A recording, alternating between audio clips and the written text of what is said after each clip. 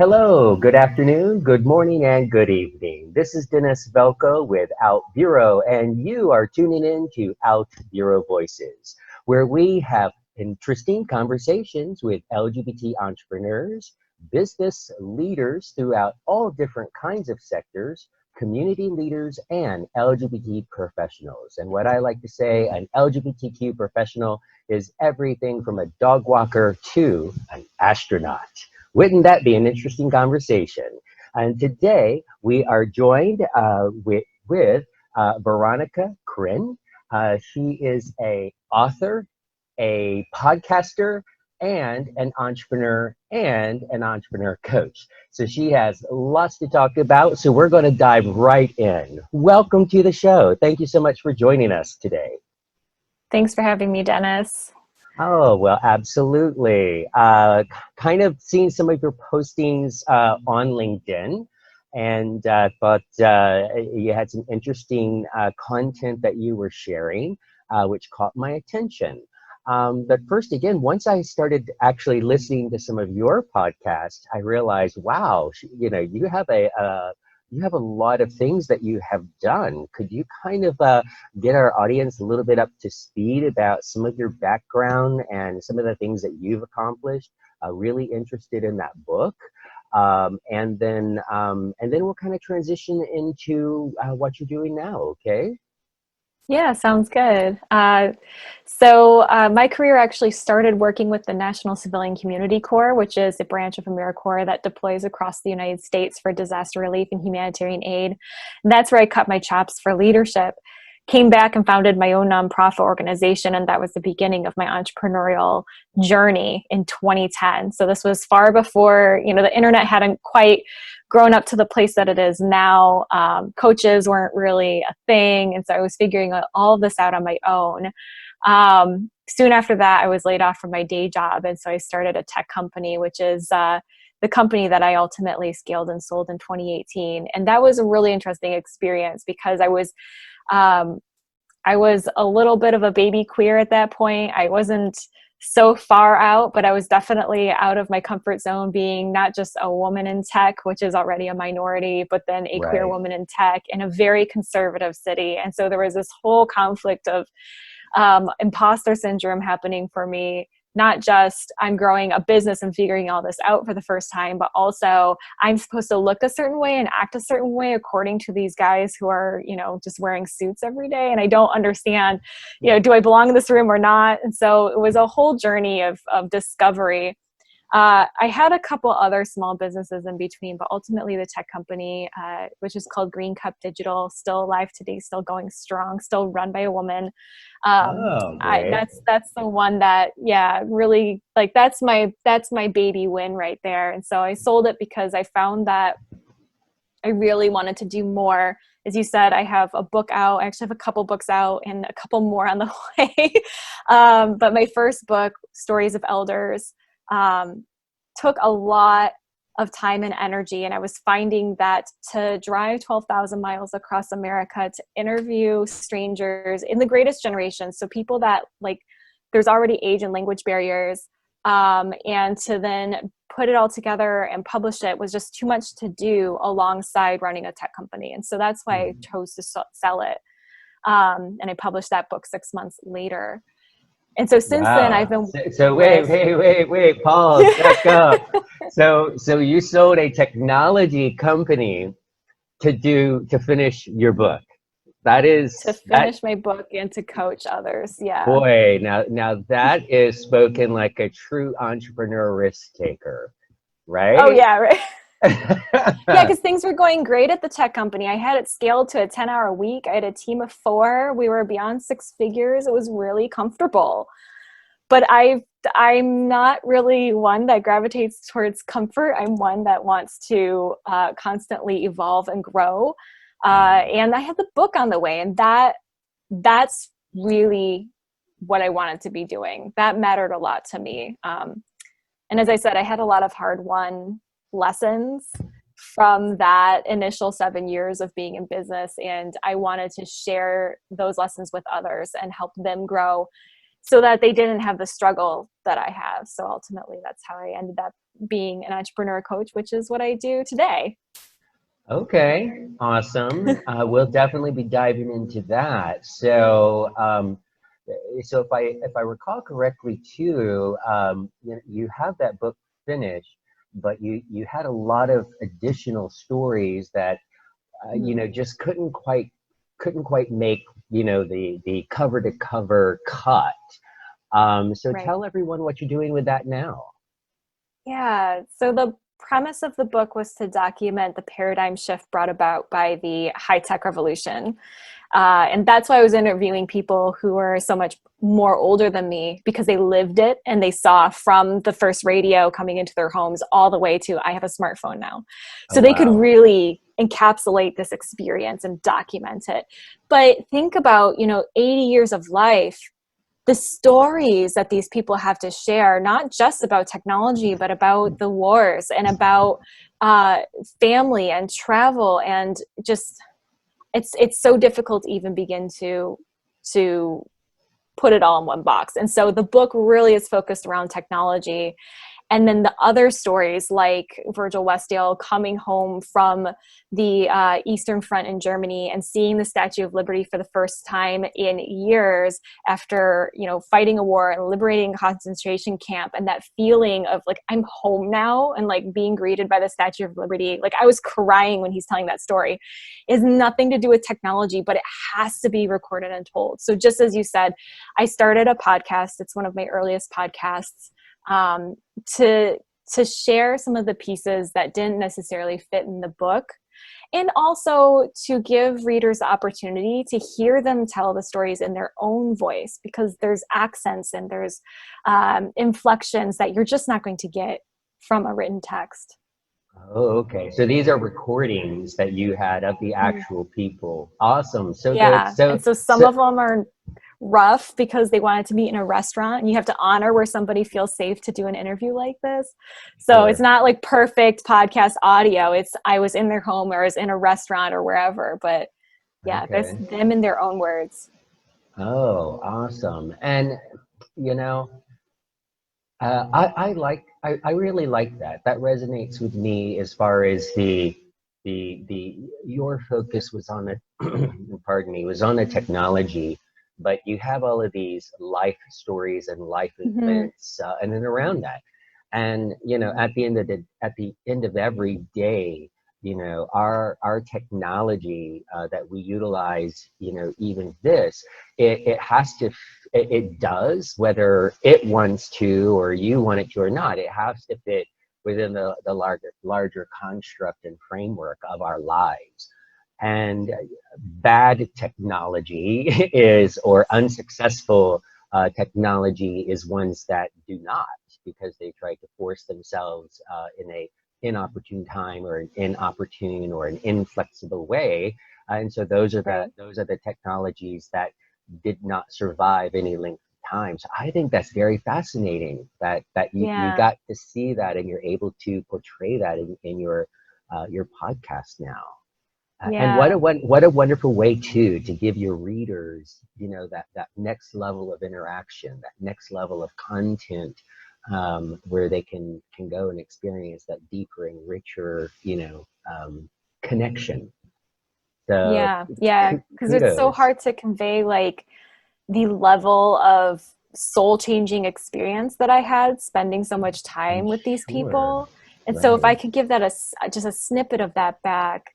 And I was also quite proud to get just a few queer stories into the book. Again, that wasn't the point of the book, but there was a grandfather who said my grandson came out as gay, and it changed me completely, because I was not going to disown my own grandson, my own family. And I interviewed a woman who was a Playboy bunny way back in the day when Playboy bunnies weren't in magazines. They were in restaurants doing the serving and everything. She had like to do Mm. all the like posture training and everything.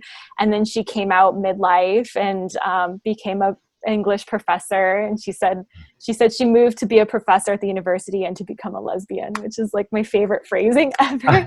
And so That's funny. there's these little, that's not the point of the book, and so I didn't get a lot of it, but there's just these little pieces of our history in there as well.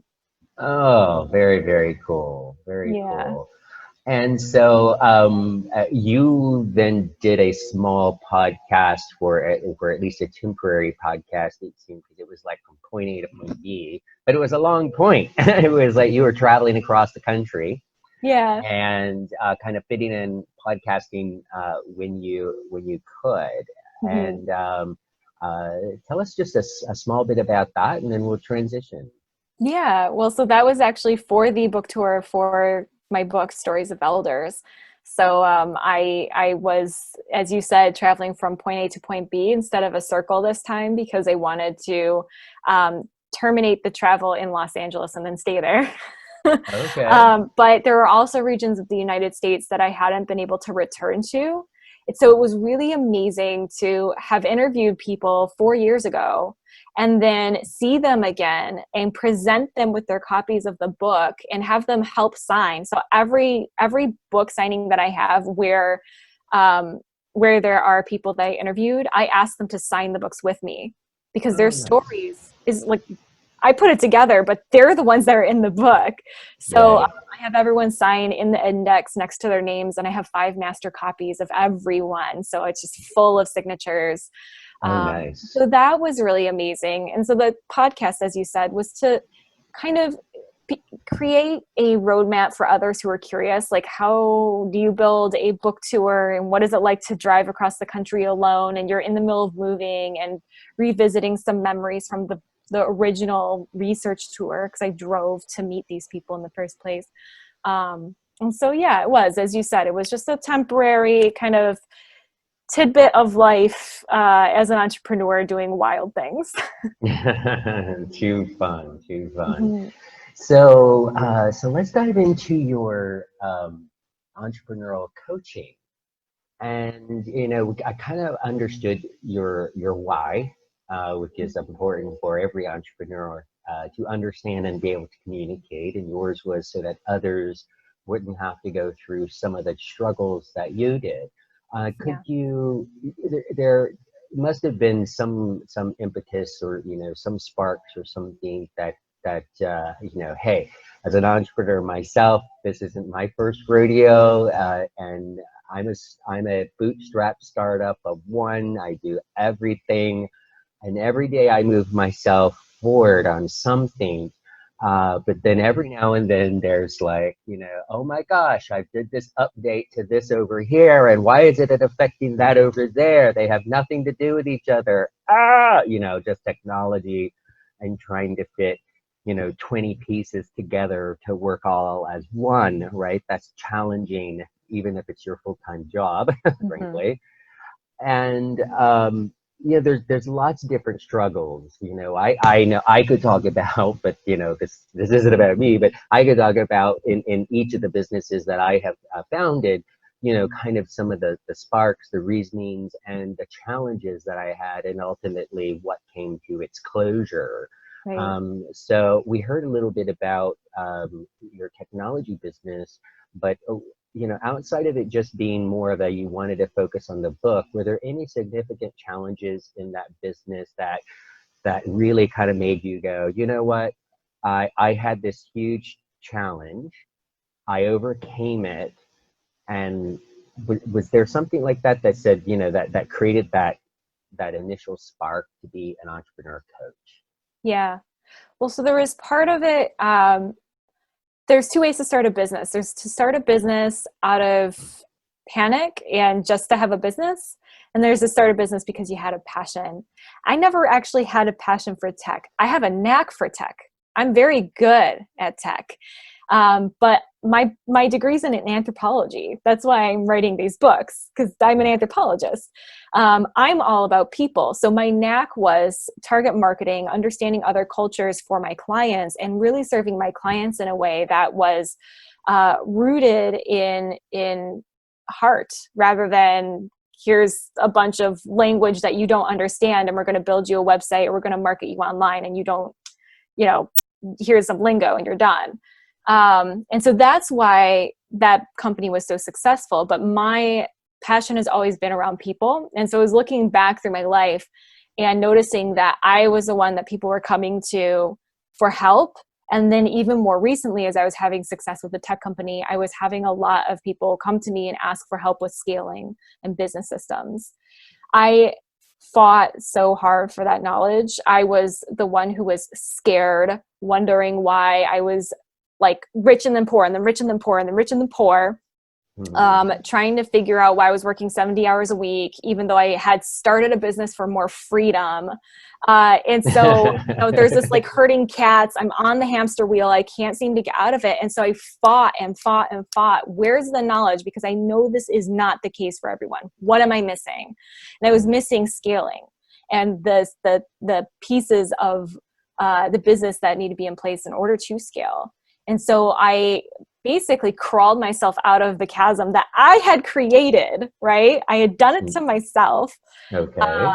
And being at the top of the mountain finally, and having what I had originally envisioned felt so good. And I knew that there were other businesses like me, business leaders that wanted more freedom, but there was this rhetoric around, if you're not hustling hard every day, then you're not an entrepreneur. When in fact, if you're hustling hard every day, there's probably something broken in your business, and that's okay because you have a business blind spot. We'll figure it out, but it's a symptom, not a success. And so, absolutely. yeah, I like to say, define success on your terms, yes, not based on someone else, because if you live in New York City, whenever I was a consultant there, my clients would travel an hour and a half to get into work. They would be in by about 8:30 to 9 o'clock in the morning. They wouldn't leave till about 9 o'clock at night.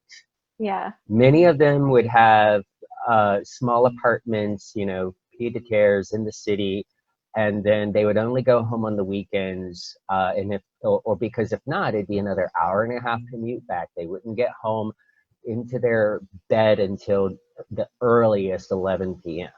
Yeah. And a lot of entrepreneurs, you do work the hours, right? You because you are passionate about it, and if no one else, if you can't yet afford to hire people to delegate, that's one of my key little things that, sometimes I love to listen to podcasts myself. That's one of the ways I found you, in addition to the group.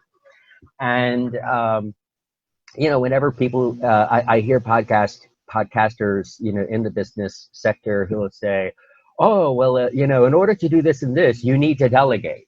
Well, let's back up first. Okay. First, before you can delegate, unless you have a business partner who is in at sweat equity, you need funding, from either an investor or loans or, some level of capital, or you need to have traction on, with clients to have the income to pay that person to delegate. And even if you're doing, offshore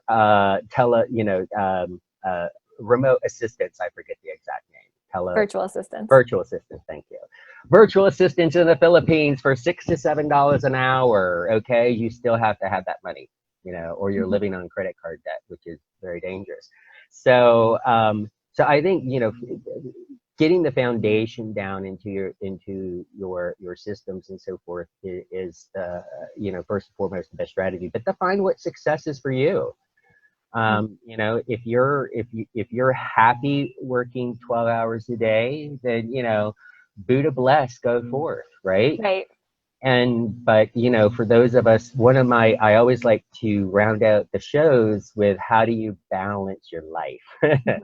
Because again, for me, it is how you define it. And two, if you're not taking care of yourself, if you're not, eating properly, going out, seeing friends, going for bike rides, going to the beach, going hiking in the mountains, taking your significant other, at least out on a significant date night every other week at minimum, and I mean something special, not just ordering in pizza and sitting in Netflix, guys and gals. Making that time for your whole self, so that you can show up. Because if you're not taking care of yourself and those in your immediate realm of influence and love, then you're not going to have the energy or the emotional bank account with everyone around you. Because when the shit hits the fan and you really do need to work those couple of 16-hour days, you don't want your significant other threatening to divorce because they've been nagging you for 6 months already. You know what I mean? Yeah, end of the rope situation. Yeah. Right. And as you know from our previous chats, I'm a massive crusader for self-care and work-life balance. Awesome. Partly from my own hardships. I have post-traumatic stress disorder from doing disaster relief for the US government. I can't allow my stress to spike that high. Otherwise, literally everything falls apart. And so self-care is one of the cornerstones of my business and one of the cornerstones I work on with my clients, and same with work-life balance. So, I mean, I think we're jumping the gun a little about what my lifestyle looks like, but if it's 6 p.m., I'm turning off the computer. I'm not scheduling anything later than that. It's over. That's the day. I usually cut out a little earlier than that because I pay a lot of attention to my to my energy, and make sure that it's really, really good, because I have to be at my best for my clients. And so my mornings are very important to me. And then you cut off, it's done. The work's done, no more. And yeah, that's very, very, very important. Gotcha. So, what are some of the either biggest challenges you're seeing with your clients, or just that you see in general, that let's kind of take it in a phase, depending on your client base, as well. But there's definitely different phases to just launching a business and growing a business. And pardon me, some of the podcasts I hear are some really big players. And so, they're talking about going, scaling from the 1 million to the 5 million to the 10 million to the 50 to the 100 million. But, when you look at the vast majority of businesses in, just here in the United States, and this show and the website is global, but, I can only speak to what I know and stats that I know. So sorry, everyone in the UK and Canada and Pakistan and Singapore and so forth, you'll have to put it for you. But, here in the US, the vast majority of businesses are small businesses, probably hovering in the, $200,000 a year range, when you're looking at coffee shops and so forth. But, so with the businesses that you focused on, what are you seeing kind of those for the starting up, and then, and that scaling, what are some of the issues that you're seeing, and maybe some few tips that you might be able to provide? Yeah. So there's actually one issue that arises for every single entrepreneur across the board, no matter what stage you are in, and no matter how many times you've done it before. And that's imposter syndrome, especially for our community. But just in general, it doesn't matter how many times you've done it. I have clients who are on their third business, and they still come to me because they're looking for how to start or how to scale. They've done it before, but because it suddenly looks different, they now aren't sure that they have the skill sets to make it happen. And the same with scaling. So you've built the business, you're in your third round of funding, you're getting into new rooms though, with the new levels of people who have bigger pockets. And all of a sudden your imposter syndrome kicks in, not because you aren't successful already, but because now you're in a room that you've never been in before. And your fear, flight, or fight mechanism starts to go off and say, I'm not supposed to be here. Right. So I think we kind of got through the story, But just in case, I know what imposter syndrome is, but just in case some of our viewers and listeners are like, whoa, whoa, wait, what's that? I'm no imposter. Could you give just a brief explanation in layman's terms? Yeah, it's the feeling that somehow you don't belong in the room, or that you can't do the thing that you've been asked to do. So a great example for me is that I won a really big contract at my tech company, and it was something that I had never done before. They asked me to build a type of website that was much more complex than I'd ever done before. And I said yes, because logically I know, okay, I know how to research. I know where my resources are. I can figure it out.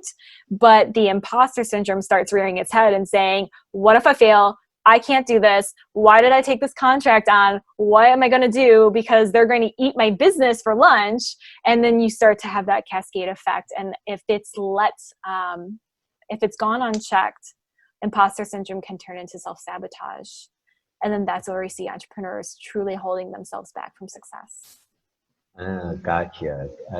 Good way to explain it there. Very good way. And sometimes too, it's anytime you're doing something a little bit new, a little bit, maybe based on the foundation, like your example of, you've had that experience and it's based on something that you've done, but it's just that little itty bitty stretch that you can do, but it's that little itty bitty stretch. Yeah. And, sometimes even what I have found in chatting with people is, sometimes people just really have almost an affliction of imposter syndrome. And, some of those, a career coach could help, but, sometimes I'll just also say, things have possibly even happened if you're constantly having that doubt, I'm not good enough, I'm not worthy. One, there's great meditations that you can do. Look up on those. Also, perhaps even think about seeing a therapist to help you get to the root cause of those internal feelings of not feeling adequate. For an example, I think 3 exes. I'll say one of my exes grew up in an alcoholic, abusive parent home, verbally abusive, and constantly told he and his sister that they would never amount to anything, and you're worthless, you won't amount to anything, and then go off and beat the mother literally in front of them. And that left a very long-lasting impression to where he has a very difficult time to change and believing in himself. And I think that's a very important thing to get to the root of, especially if you are looking to be an entrepreneur, is it's okay to go out and ask for help. And know that a life coach or business coach is not a therapist. They're not licensed typically therapists, although they might have some tips and suggestions on ways in which to deal with those underlying issues. But what we're talking about is the imposter syndrome is when, it's not because of those kind of underlying, issues. Trying to come up with the best words here on the fly. But it's really about, as you stated, it's like I'm stretching myself, and it's that uncomfort zone, and that fear and flight, as you pointed, it kind of comes in and makes you feel uncomfortable. And it could be stretching yourself and things you've done a little bit of in the past, or it could be doing things that are completely new, like OutBüro. There's never been a website that has allowed employees to rate their employers in a Glassdoor.com like fashion. And there's never been an employer branding platform focusing on LGBT. And so every day, I just have to say, for me, my imposter syndrome, the way I deal with it is, yo, bitch, no one else has done it, so therefore I am. Get over it. It's here. Let's move forward. I mean, it's just you got to just feel the fear, and do it anyways. And there's one little thing for those of you that are feeling a little bit of imposter syndrome. I've shared on another show with Larry, who is a dream coach. Get to your next dream.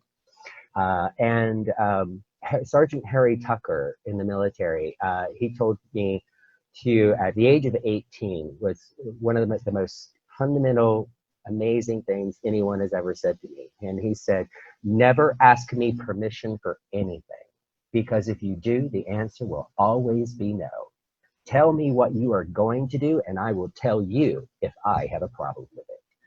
And what a great way to live. You know, you just take charge, go for it, feel the fear, and do it anyways. Because you know what? The next person that company is interviewing to possibly do that project that you're bidding on won't have that level of confidence. Right, that's true. And so I want to make sure that we say that imposter syndrome is in fact normal, and it's going to happen throughout your life because it's a part of your fear, flight, or fight mechanism. So this is going to keep happening, and it's okay that it keeps happening.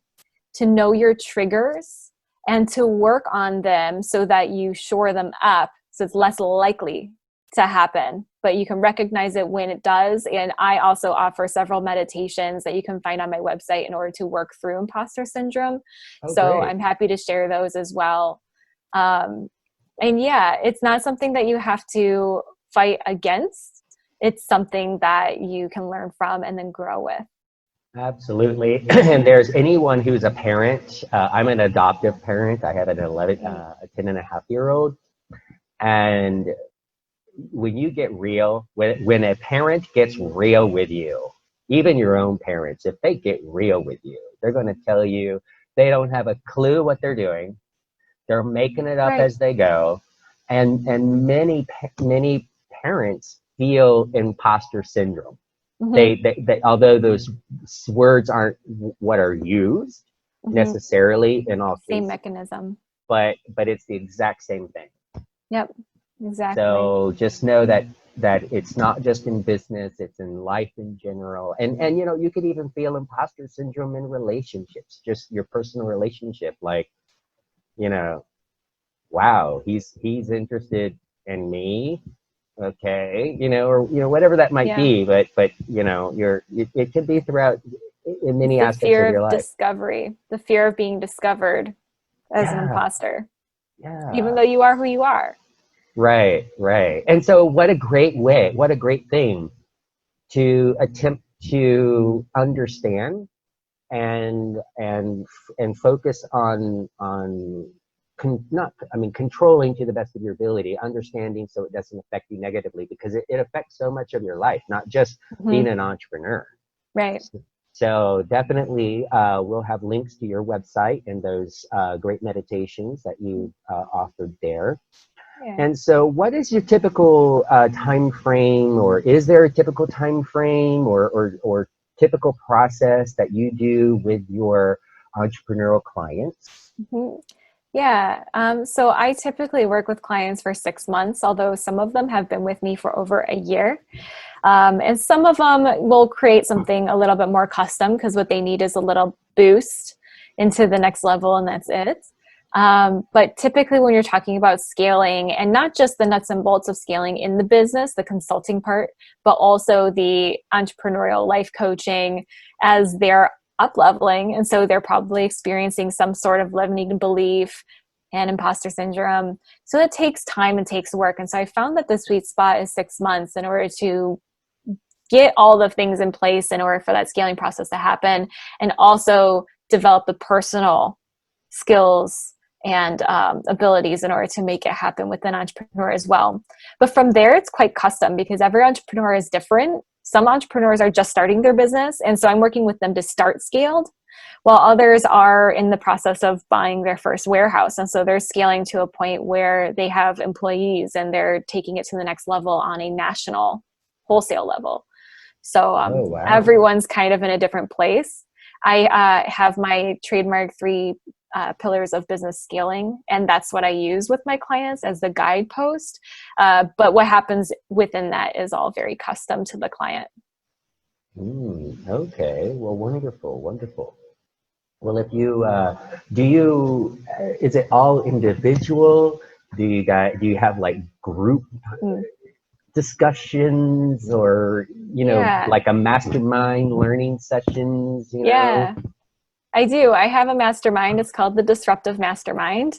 And we get together on Mondays, and it's actually a free mastermind. I ask, if you're going to stick around and come quite often, there's a link to buy me a coffee because I am offering it kind of just in support of my entrepreneurial community on Facebook. So if you want to join us, we're in the Disruptive Entrepreneur Society on Facebook. And we have a weekly Monday mastermind where you can come in and grab a hot seat and get coached by myself and some of your colleagues. Wonderful. Is that a like a live video that's Yeah, it's going on on at Zoom. Facebook? Oh, okay. Yeah. Gotcha. Gotcha. Yep. So you Zoom and then link into that to do your live session. Yeah. So yeah, the group is on Facebook and then the event is in Zoom. Oh, gotcha. Oh, okay. Cool, cool.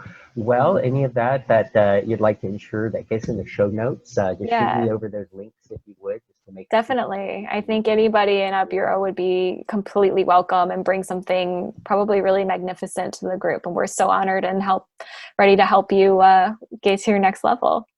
awesome. Awesome. Yeah. Well, it's too where there is just for yourself and others. There are groups on outbureau.com, outburo.com. Groups on OutBureau can be open in where they are searchable by the search engines, indexable by the search engines. They can also be private so that people can see that they are available, but they can't see the content Mhm. within except being a member.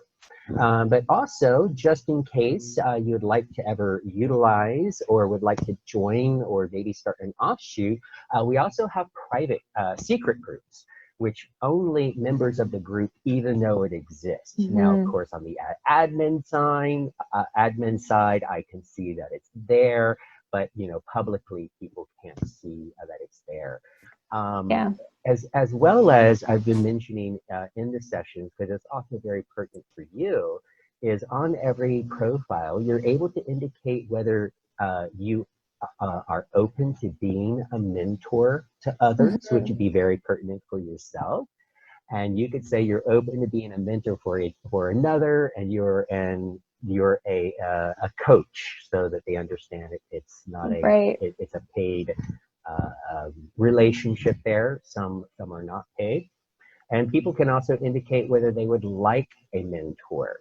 So Right. for everyone out there, if you're not quite sure, about it, go ahead and indicate on your profile that you would like to have a mentor, and indicate the areas, because we've already have spoken with Matthew, who is a career coach and helps you with your resume. We've talked with Timothy of Timothy Stahl's Nutrition, who is a holistic health coach and helps you with your nutrition and diet, especially those with compromised immune systems. Mm. We have talked with Larry, who's the first out gay person to sail around the world, and he helps you transition to your next big idea. It's retirement, not focusing on the money, but your next big move. And now we have you, who focuses on the entrepreneurs and growing and staging. And as I've shared, I've really have focused on having coaches here in my first sessions of launching OutBüro Voices, because I personally have had a year where I was privileged and I was working at Mirage Resorts in Las Vegas, and I was helping to start a whole new portion of their IT department, and they paid for a business life coach to come in for a whole year and work with all management from like my level up, and it had a very pronounced uh, difference in my career. Uh, Mhm. that coaching that I had with him, his name was Joseph. Um, Within just 3 sessions, he was like, "Why are you here? I get why you're here, but why are you here?" you need to be you're doing amazing things. You should be out doing this as a consultant, being a director in a consulting business, doing your own business, for goodness sakes. Mm-hmm. You could be earning 6, 7, 8, 10 times the amount of money that you are here. And sure enough, within a year, the universe happens for a reason. And I got all the systems and processes in place to a point where, and I had staff to where they could literally lay me off when times got tough, because all my staff knew exactly what to do. The processes and the systems were in place, and they could go a while without the department head. Mm-hmm. Well, that landed me, or that right as that was happening, and the conversations that I had with Joseph gave me the courage to put my resume out, and I was picked up as a division director for a consulting firm. Mm-hmm. So I went from we'll just say I doubled my income overnight. And then I went from that job within 2 years to launching my own business that within 3 years was running $12 million a year in revenue. Mm-hmm. So, but it all started really with that life coach, because outside of Harry Tucker, who I mentioned earlier, don't ask me permission for anything, guy. This was the kind of the first person as a life coach who really helped me see my own, not my worth in the sense of I'm not worthy, but my worth in what I was doing professionally. So, and helping me see that clearly. Mm-hmm. And so that's why I think it is so important, if you have the opportunity to reach out to a life business coach, health coach, career coach, someone that can look at your life and your situation and your business objectively. And, because as an entrepreneur, taking your example, as an entrepreneur, you get so weeded down in the minutia of the day, and you're so passionate about what you're doing, and it's your baby, and no one wants to hear that their baby is ugly, right? You want to, this is mine, leave it alone. And, but having someone like yourself come in and say, well, in order to get where you say you really want to be, here's what'll work, and helping them along the way. Yeah. Sometimes too, just kind of like to your story, sometimes we just need to hear that we're not crazy, that, we're valid, that our ideas are valid, that they are actually good ideas. Because we, as you said, we get up in our heads, especially entrepreneurs, because we are idea people. So all of this is banging around in our heads, and have somebody come in and say, no, this makes a lot of sense. Why aren't you doing it yet? Can be the most liberating thing, especially for a queer entrepreneur, or as I call us, queerpreneurs, because we fight all our lives for validation just to be alive. And so then if we think we have an idea that we want to launch, sometimes, validation can be very, very, very critical for our community. It absolutely can. It absolutely can. As you say, and we struggle with so many different things. Being LGBT, there's studies have shown that you have limited access to capital. You get rejected. Higher rates of depression, higher rates of suicide. Yeah. And especially depending on the region of the country you're in. And that's why I'm so passionate, again, about entrepreneurship for our community and financial independence for our community. Because if you don't feel safe in an employer, it's so much better that you can control your own income, and then you can move, and then you can be around people who are supportive, and you can be near capital, and you have so much more control. And unfortunately, the reality is that sometimes that's really critical. That could be life or death. Absolutely. And yes, even though the Supreme Court just this week have passed that discriminating against LGBTQ people in the workplace is illegal. Right. Yes, it is wonderful, but just realize, folks, that is a first step of a long process. If we just look at what's going on in race today, well, You know, how long has Yeah. that been, you know, illegal? If we look at sexual harassment in the workplace, right? That has been illegal since 1978. So just because the Supreme Court has said it's illegal to discriminate in the workplace, do not think that it's going to automatically be you show up to work on Monday or when you're back from COVID and back in the workplace, that all of a sudden everyone in your workplace, all 100,000 or however many people are there, are going to be rainbow flag waving, you know, gay and lesbian loving people, because there's those long, lifelong learned, ingrained prejudices and biases that just don't go away overnight. What this does is opens up the pathway to protection and litigation. protection, litigation, suing. However, That's most really large companies also have forced arbitration. So when you sign that employment agreement, you're also signing away your right to file in court. Especially right to work states. Yes, like here in Florida. And so so it's a great, and I applaud the Supreme Court justices who have made that happen.